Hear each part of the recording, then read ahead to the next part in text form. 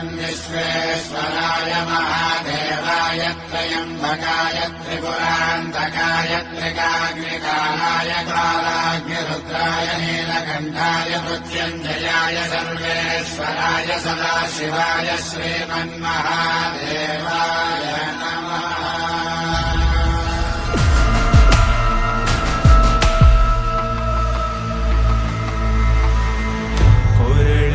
ಭಸ್ಮ ರುದ್ರಾಕ್ಷವ ಧರಿಸಿದ ಪರಮ ವೈಷ್ಣವನು ನೀನೆ. ಗರುಡ ಗಮನ ನಮ್ಮ ಪುರಂದರ ವಿಠಲನ ಪ್ರಾಣ ಪ್ರಿಯನು ನೀ.